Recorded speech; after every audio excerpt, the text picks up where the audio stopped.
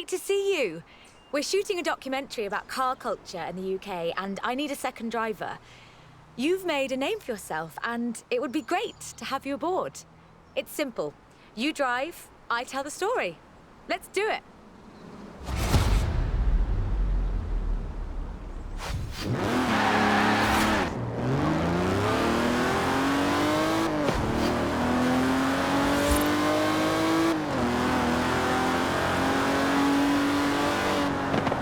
From Aston Martin to McLaren and Bentley, Great Britain is home to over a century of automotive excellence. I'm Rebecca Dawson. Welcome to British Racing Green, a documentary celebrating that history.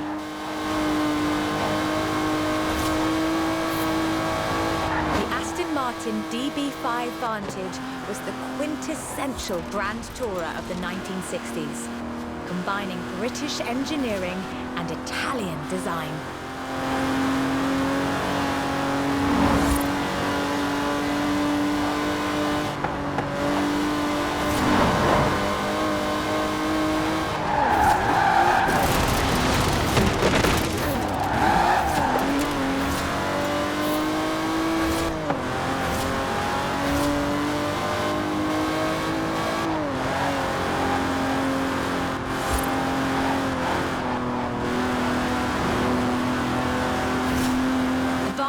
Featured side-draft carburetors and a refined camshaft profile, capable of a blistering top speed of 162 miles an hour in 1964.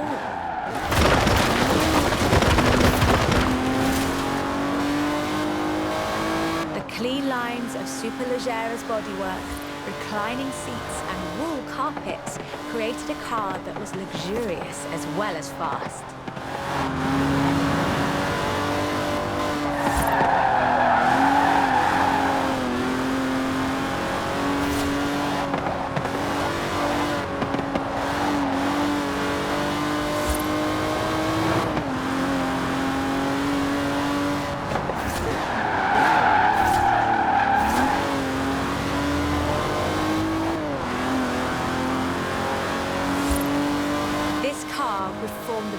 For the DB range, with later cars improving on the design in many ways, but none would ever achieve the sheer iconic perfection of the Vantage.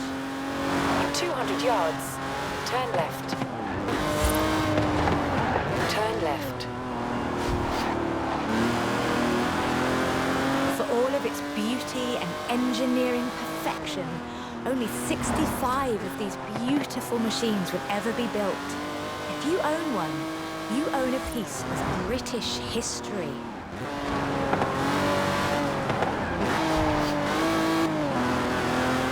In 200 yards, you will arrive at your destination.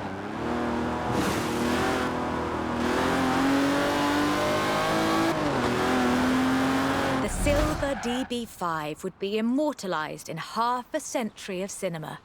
The classic Aston Martin.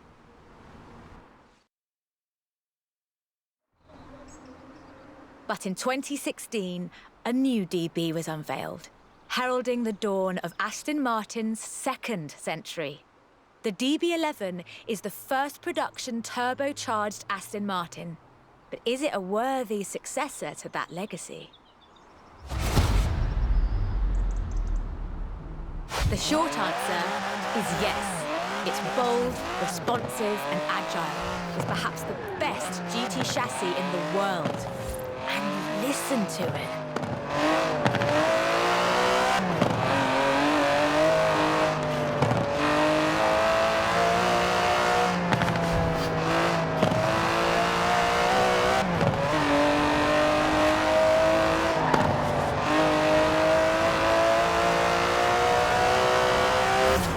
Able to hit 60 miles an hour in 3.5 seconds, the DB11's 5.2-litre twin-turbo V12 boasts a top speed of over 200 miles an hour.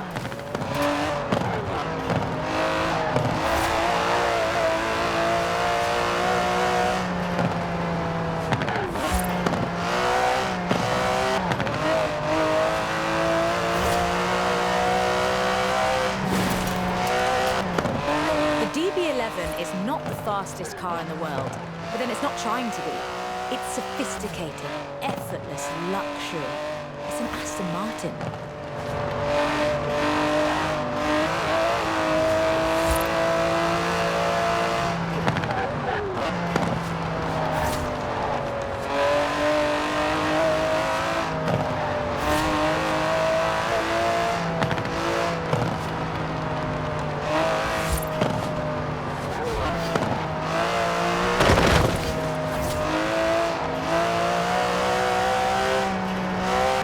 DB11's front strakes channel air to create a virtual spoiler, providing downforce without compromising the car's clean lines. Brilliant.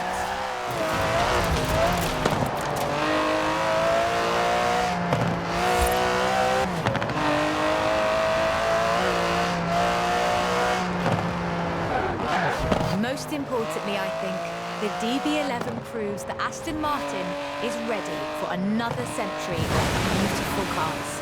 And I can't wait.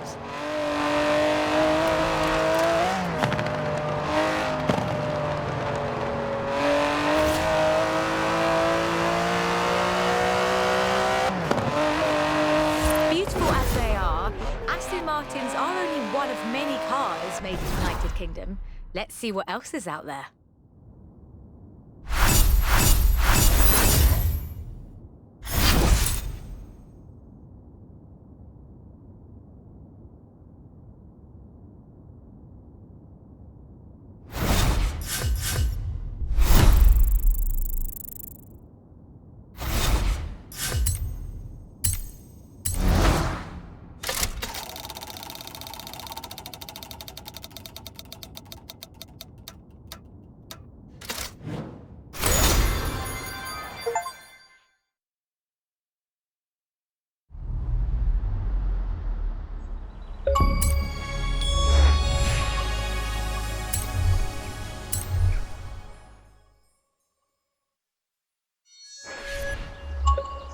This is shaping up nicely.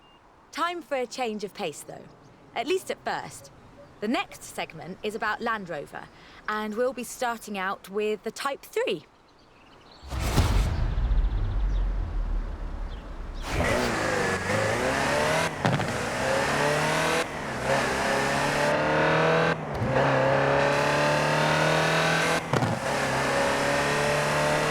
Land Rover, the British sports utility vehicle. But before that, they were actual utility vehicles. Solid, tough trucks, unstoppable over almost any terrain. 400 yards. Turn left. The Land Rover Type 3 marks the point where that shift begins, and we'll be looking at what that meant.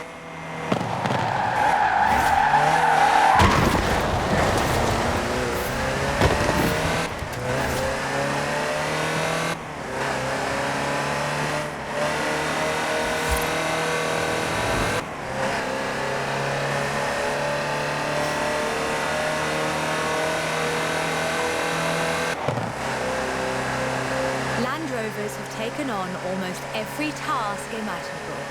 They've been generators, tractors and ambulances.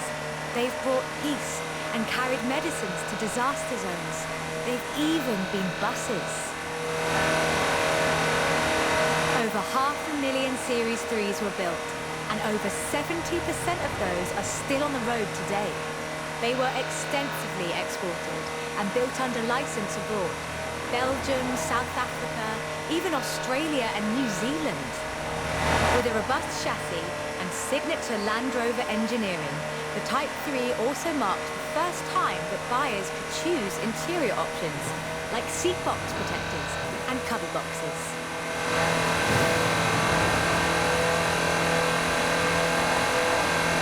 That trend continued.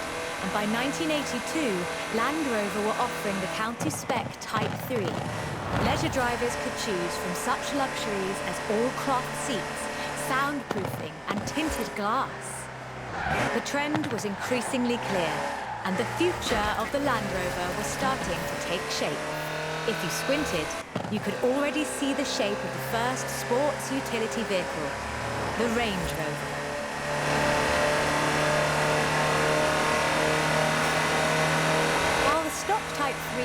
be particularly fast uphill, there is almost no hill that it couldn't climb, or down for that matter, if you put a proper winch on it.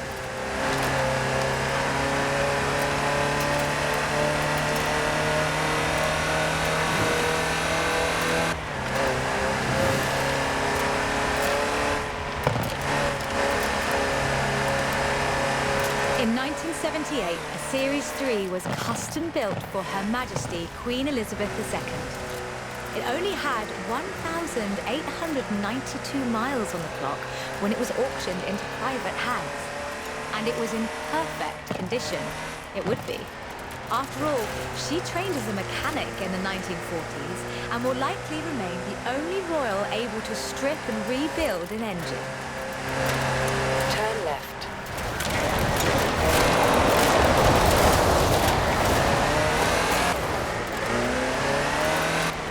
200 yards, you will arrive at your destination.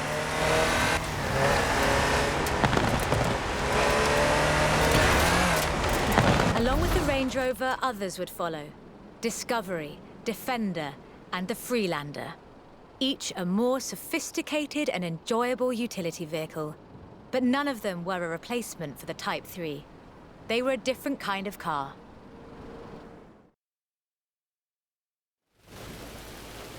The Type 3 was arguably the first sports utility vehicle, an evolution of the design that would lead ultimately to this. The Bowler Nemesis, an off-road racing vehicle that turned into a production SUV, the Nemesis EXR. It sports a turbocharged 5-litre Land Rover Jaguar engine, crammed into a carbon fibre chassis with integral roll cage. It even has the grille, headlights and rear lights from a Range Rover.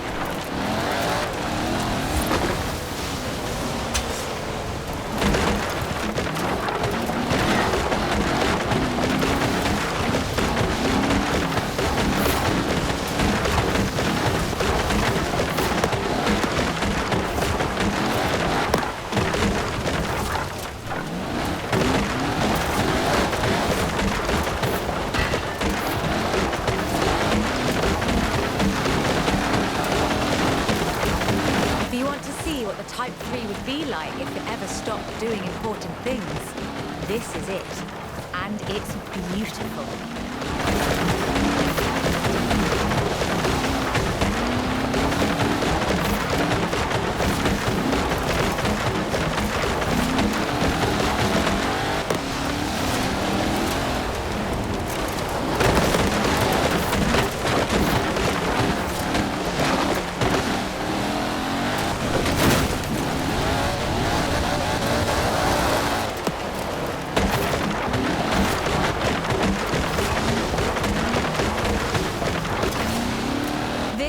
All-terrain supercar.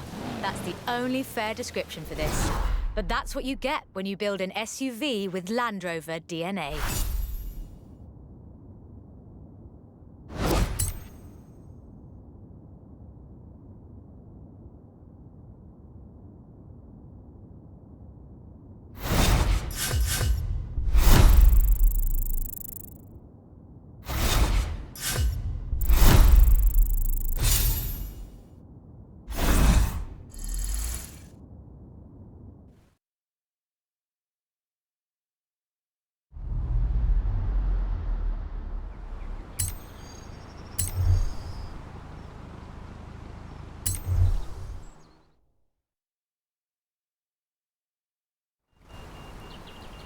Hope you're enjoying yourself. I know I am. It's great to be able to just focus on telling the story while someone else handles the driving for once. Let's get to the next one. This time, it's Lotus.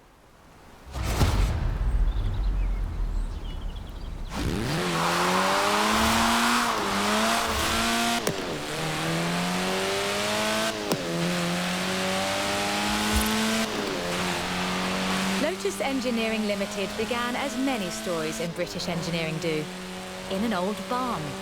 The first Lotus cars were offered as kits. You built them yourself.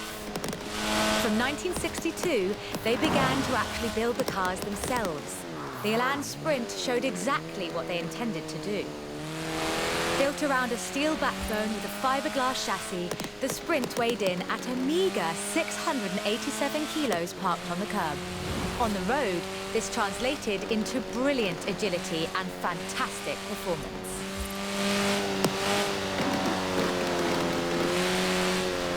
Designer Colin Chapman famously said, "Adding power makes you faster on the straights. Subtracting weight makes you faster everywhere." He knew what he was talking about.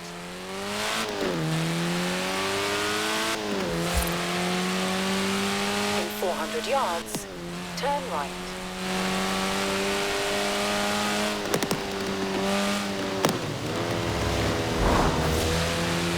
Turn right. In 100 yards, turn left. Widely hailed as one of the greatest sports cars of the 1960s, the Elan would be closely studied and emulated, inspiring such masterpieces as the Mazda MX-5. The Elan has all the energy, style and enthusiasm you would expect. Bold, quick and fun. So much so that they put it in the name.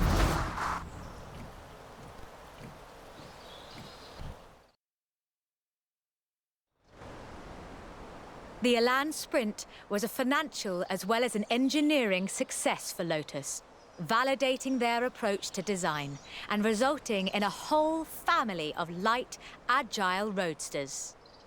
Which brings us to this, the Lotus Exige. It's heavier than the Elan, admittedly, but it's faster, much, much faster. Touch the pedal, the Exige responds with instant, relentless acceleration, as you'd expect. With a 0 to 60 time of 3.8 seconds and a top speed of 170 before upgrades and tuning, the Exige is uncompromising.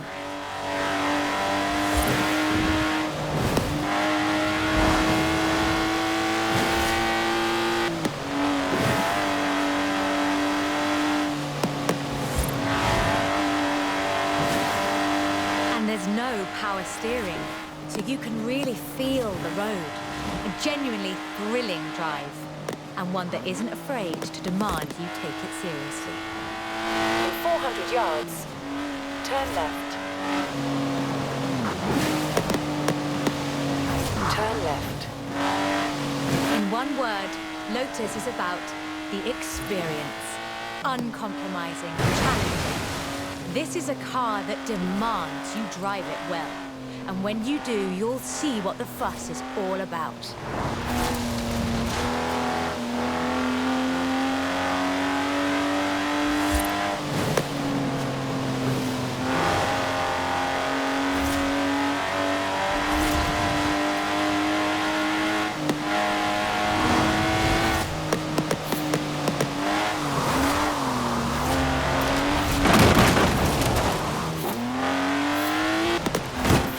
Yards, you will arrive at your destination.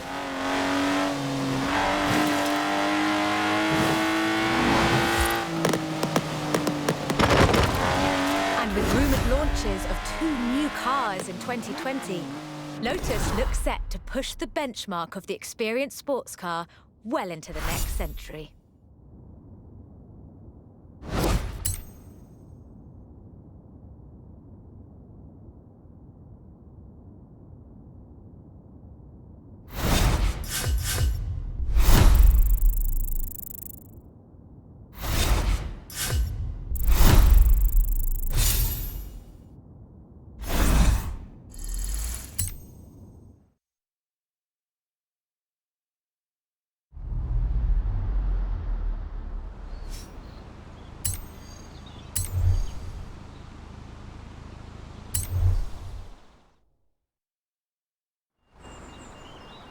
done much rallying? That's a joke. We've all seen what you've been up to. We're doing the next bit on location. You'll see why when you get there.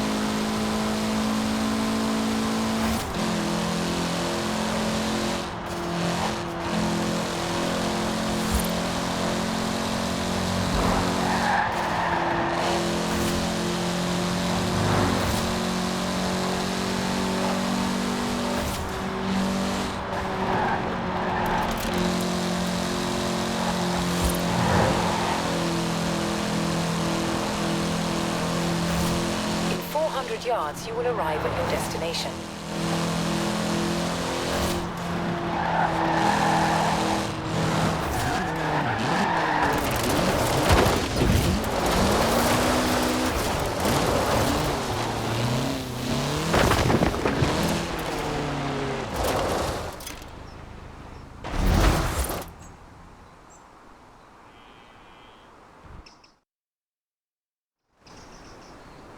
Ford. That most American of cars. But the Ford Escort, oh, that's British. And more than that, the Escort would become for many synonymous with Group B. In the 70s, Ford had embraced that destiny so firmly that they'd begun their own championships to find new drivers. Drivers for cars like the RS 1800. This was a car designed explicitly for rallying, with a powerful fuel-injected 1790cc Cosworth BDE engine.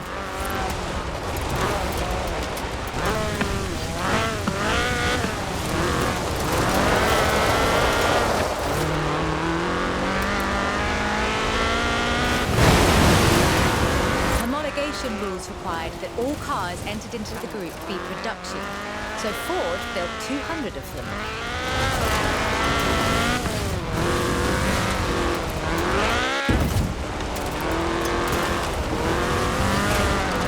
The RS 1800 raced to victory after victory across the rallying world, on almost every continent and across every terrain type imaginable. This car was basically unbeatable.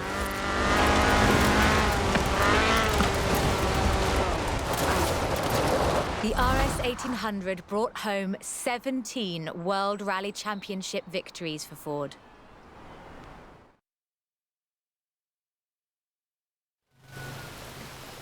So, of course, Ford set out to design a better one. The RS 200 Evolution was their answer. A purpose-built rally car designed to do one thing: win Group B. With a 1.8 turbocharged Ford Cosworth BDT engine and all-wheel drive, the RS 200 had perhaps the best suspension platform of any car of its era.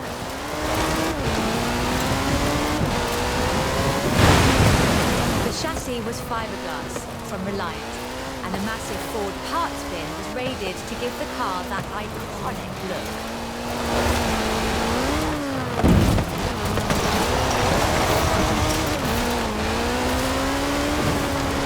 While the car had potential, turbo lag at low RPM and a poor power-to-weight ratio meant that it never placed better than third.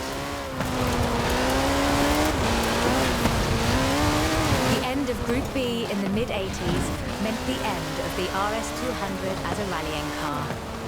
Unfortunately, Unfortunately, Ford built over 200 as part of the homologation requirements for Group B, so you can still find them, if you're lucky.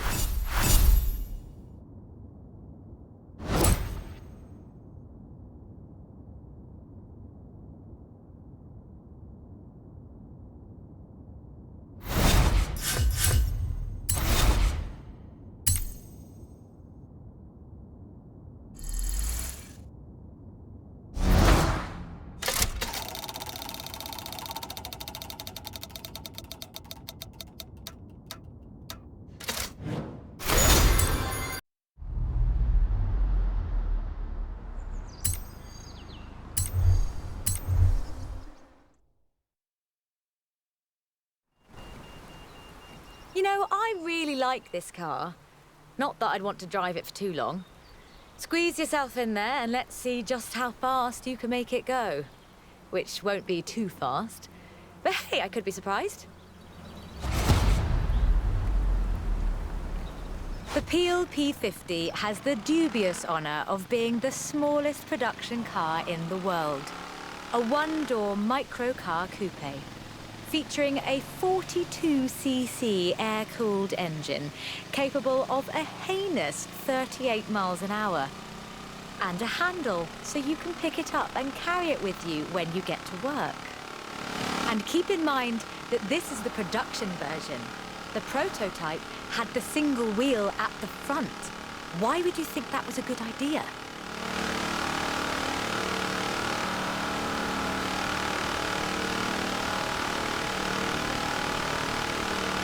In 2010, though, production restarted at Sutton in Ashfield. So, if you'd like to own the modern incarnation of this, I suppose you can.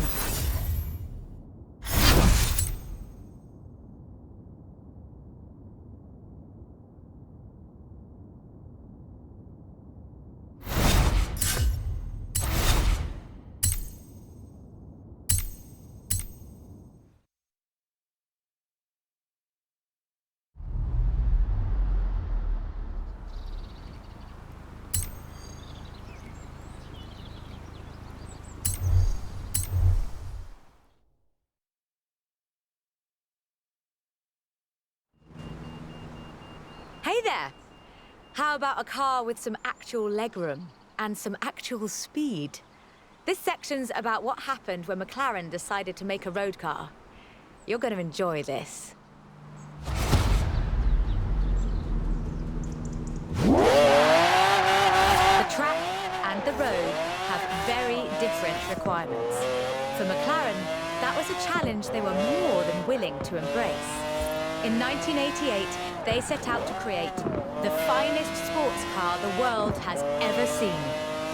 By 1993, they had achieved their goal, and the honestly fantastic F1 was the result. 106 would be built across all variants, and it remains one of the very best road cars ever made. The F1 has no turbocharger. That would have compromised the driving experience, increased complexity, and resulted in turbo lag. The F1 is a naturally aspirated supercar, one of the fastest in the world, in fact. Everything about this car is innovative, from the carbon fibre monocoque to the central driver position. McLaren threw the book away when they designed the F1. Then they wrote a better one. The F1's monocoque chassis is incredibly lightweight, only 100 kilos all told, which posed a significant challenge because carbon fibre and fiberglass aren't great insulators. So, McLaren lined the entire engine compartment with gold.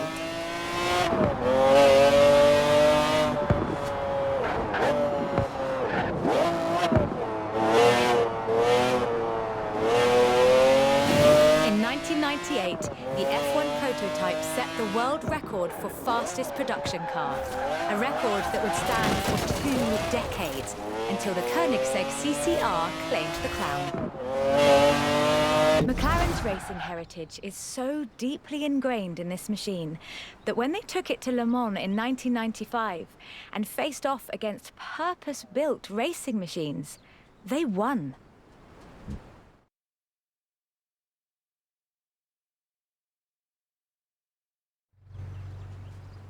So, with something like the F1 to live up to, where do you go next? Well, you throw the book away again and write an even better one.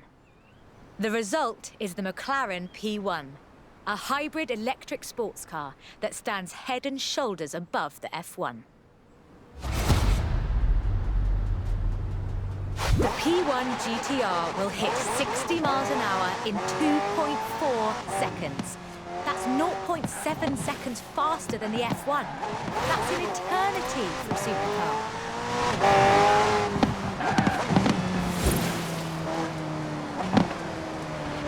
The car's blistering performance is delivered by a twin-turbo V8, supplemented by a McLaren ECU electric motor and instant power assist system. And they do mean instant.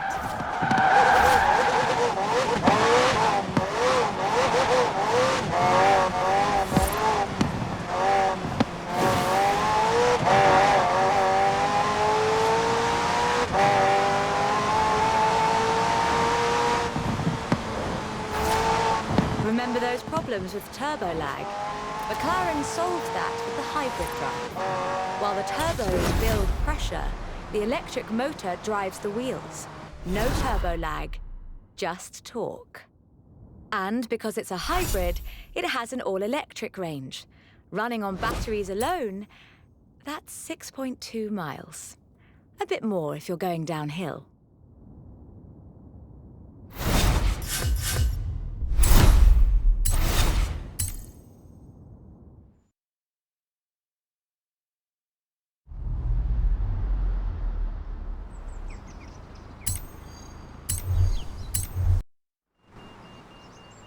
I quite like sleeper cars. Did Alex ever tell you the story of what we got up to in Colorado? There was this sleeper car competition, you see. Let's just say no one was ready for the sunbeam.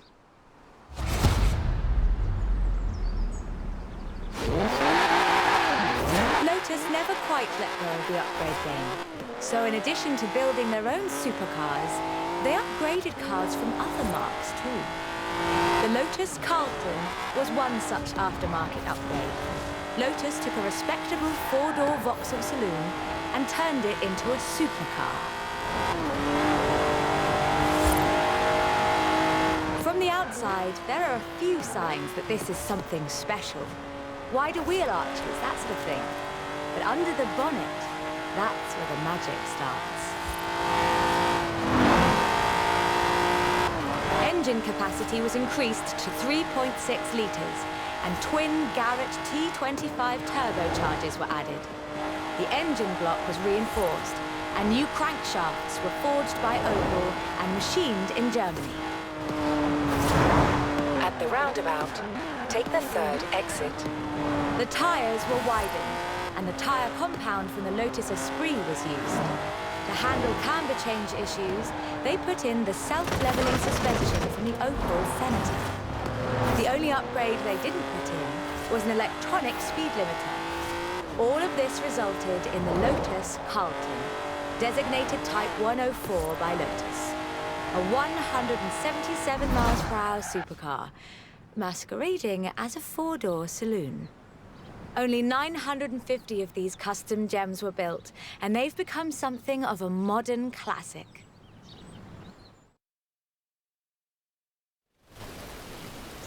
The Lotus Carlton was an example of how to turn a saloon into a supercar, but that's not the only thing Lotus got up to. In 1979, Chrysler approached Lotus to create a strict rally version of their Sunbeam three-door hatchback. Lotus, as you might imagine, rather enjoyed the challenge. They took the rear-wheel drive hatchback and changed everything that matters. They stiffened the suspension, improved the anti-roll bars, and widened the transmission tunnel.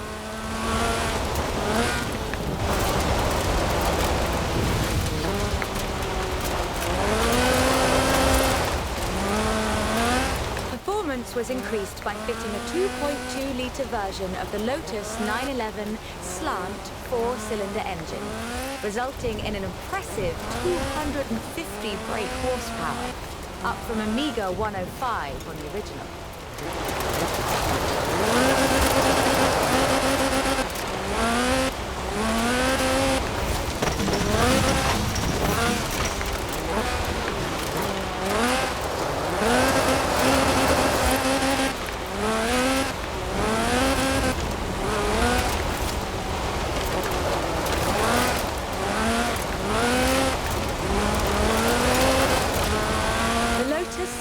Was revealed to the public in 1979 in Geneva to widespread praise in the motoring media.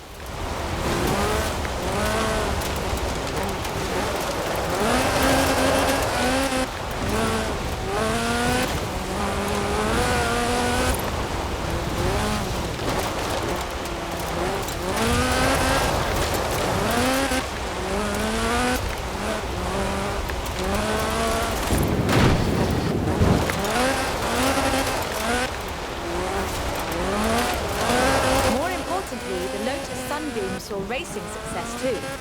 In 1980, Henri Toivonen won the 29th Lombard RAC Rally in his Sunbeam.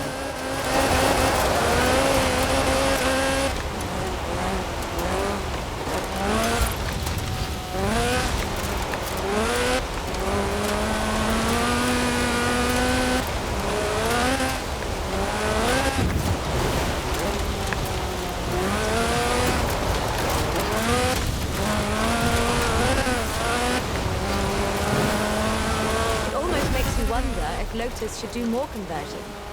It's a silly question, actually. Lotus should do more conversions. In fact, I'll call them right now.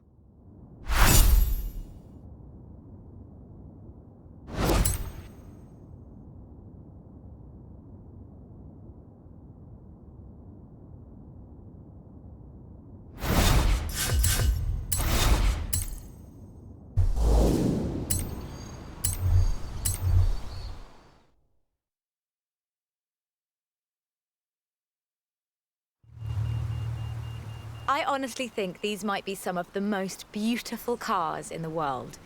And the story of how it came about is, well, really British. Get in the car and let's get this segment.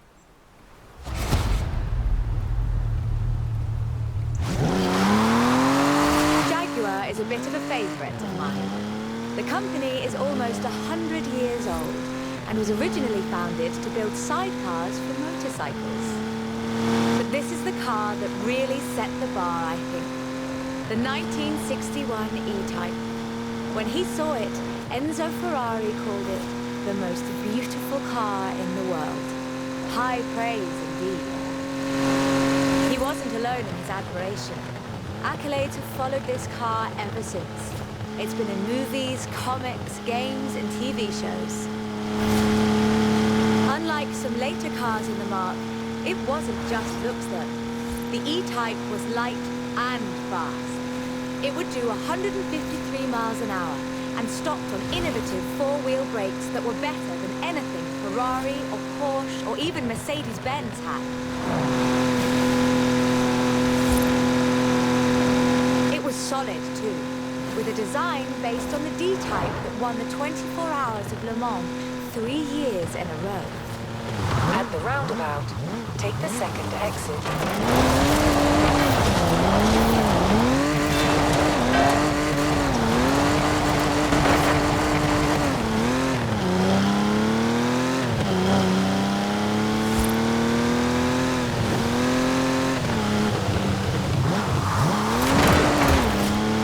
Anyone who owns an E-Type will tell you that the key to their reliability is to drive them regularly.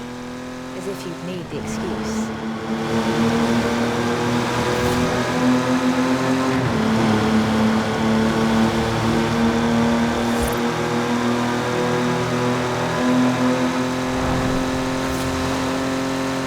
About 2,500 were built, and they're a common sight at auto shows, and surprisingly reasonably priced. All in all, an almost perfect Jaguar.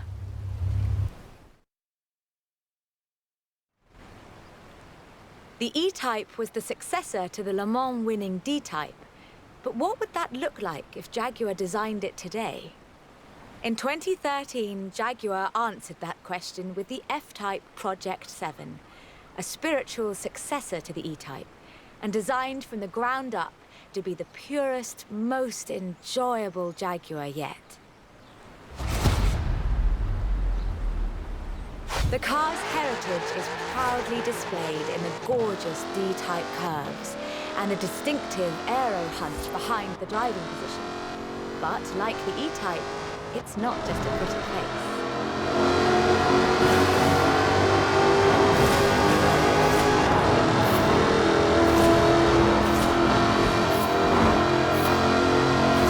Powered by a 5-litre V8 supercharged engine, with a fully aluminium body, it's blisteringly fast, with a 0 to 60 speed of 3.8 seconds and a top speed of 186 miles an hour. A car as beautiful as this must surely have been a carefully authored design. Actually, it started as a sketch by designer César Pieri, thrown together one Friday in his free time. Jaguar's design director, Ian Callum, saw the sketch in a thumbnail on César's computer during a meeting and asked him what it was. The rest is history.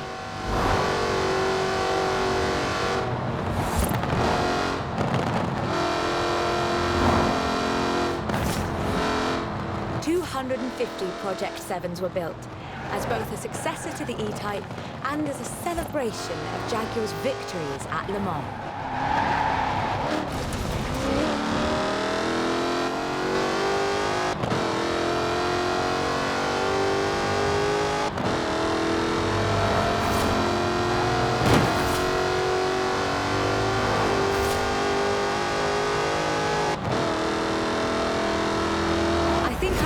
All of us when I say, thank heavens for César's Friday afternoon doodle.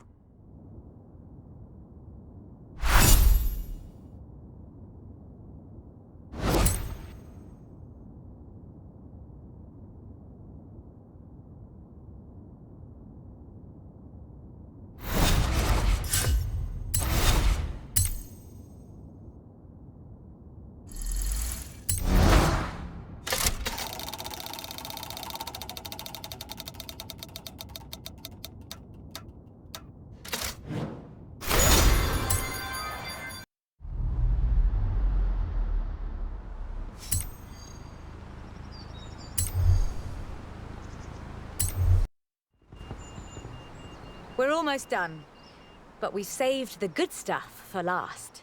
A spot of rallying in the most British car of them all. Get in, strap in, and let's nail this one.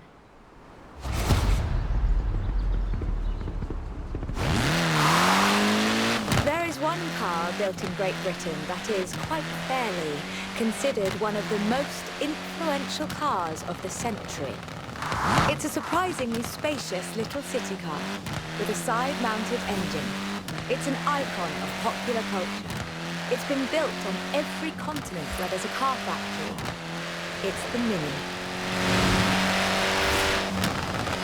The Mini Cooper S was built to be a performance machine with deeper engines, twin carburetors and front disc brakes.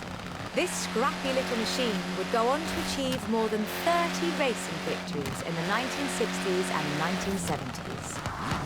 A Mini Cooper S flying number 37 placed first at the 1964 Monte Carlo Rally.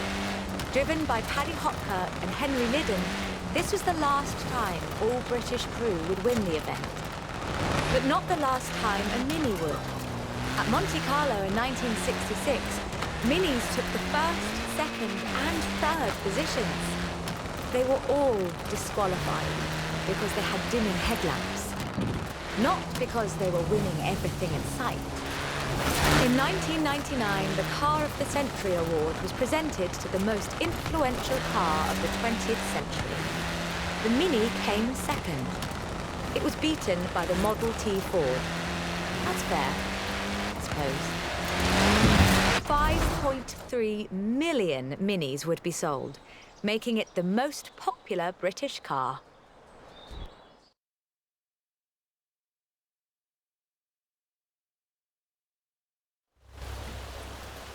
And then in 2000, BMW resumed production of the Mini, breathing new life into the iconic mark. If the Mini of the 1960s had its sights set on the roads of Monte Carlo, the X-rayed Countryman has its eyes on something a little tougher. The deserts and rough terrain of the Dakar for starters. A wit once said that the only thing mini in this monster was the pedal. That's rather missing the point. The X-rayed Countryman is much, much bigger than the Mini Cooper. It has to be. The stage of the Dakar demands literally tons of gear. You could call it a tank. It does rather sound like one.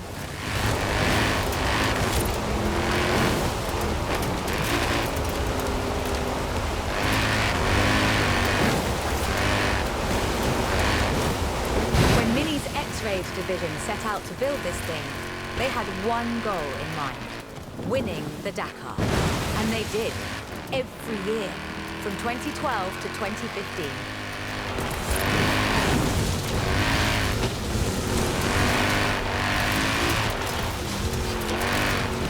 400 yards, turn right.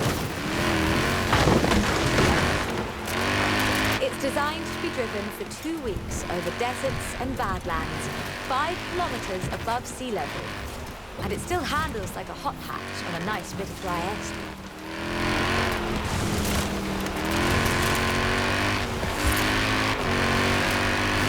Owners come and go.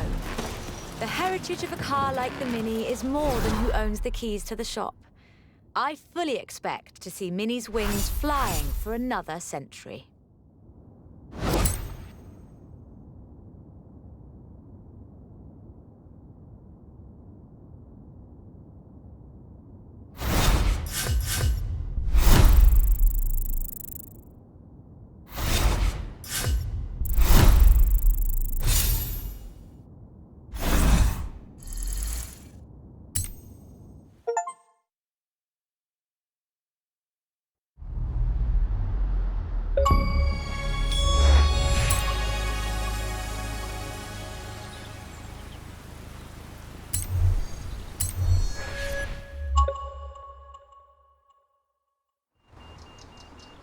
This is quite the story. Bentley at Le Mans in the 1930s. Gentleman racers, heroic driving, and a personal hero of mine. Take good care of the cars, though. Both of them are mine.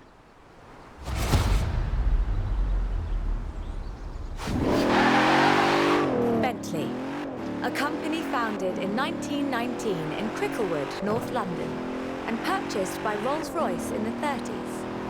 A company synonymous with both racing and luxury. Perhaps the best example I know of those two extremes of British engineering. For almost a century, every Bentley was hand-built to exacting standards. So at the beginning of the 21st century, when Bentley revealed their first mass-produced car, there were a great many questions. The car was the Continental GT, an elegant grand tourer that combined a racetrack pedigree with exquisite style and all the power you could need.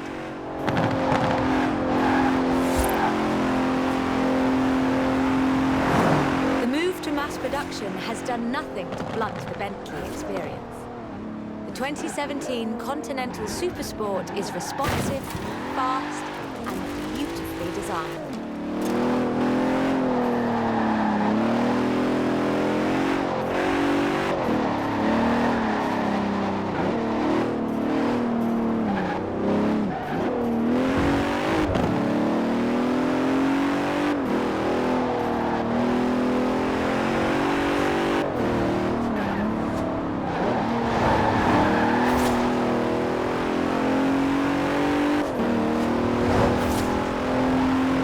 Together all-wheel drive, carbon fiber bonnet sides and side skirts to create the most powerful, performance-focused car the company has ever built.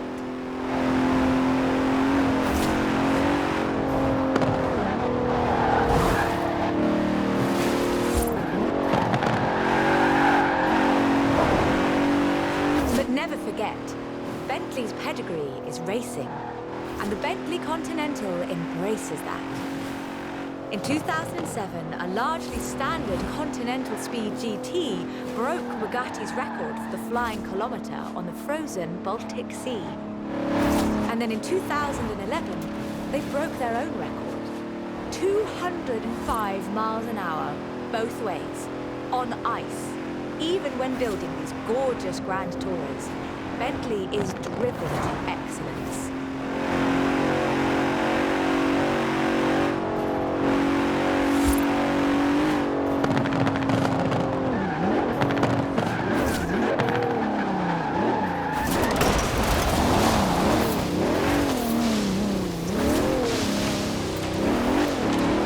Today, Bentley means modern, peerless luxury and elegance.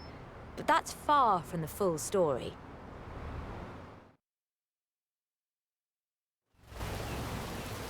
A century ago, Bentley meant something else entirely. It meant Le Mans. In 1930, eccentric race team owner Dorothy Paget financed a rather special Bentley at the Le Mans. It was a 4.5-litre supercharged masterpiece, driven by Sir Henry Bentley Boy Birkin. It posted the fastest time on the day, but it failed to finish. But what a race it was. Sir Henry's courageous driving forced Rudolf Caracciola's 7-litre Mercedes out of the race at the cost of his own victory. But in doing so, he handed the day to the Bentley Sixes, a gentleman racer indeed.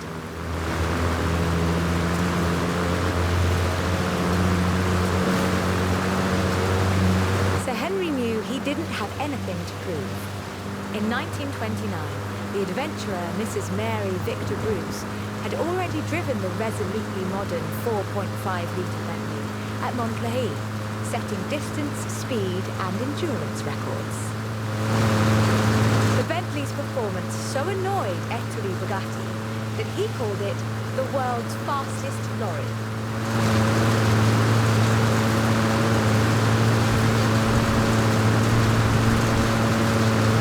Blower had the last laugh, though. In 2012, it was sold at auction for over £4 million, which is more than enough to buy a Veyron and a racing truck, if you're keeping score.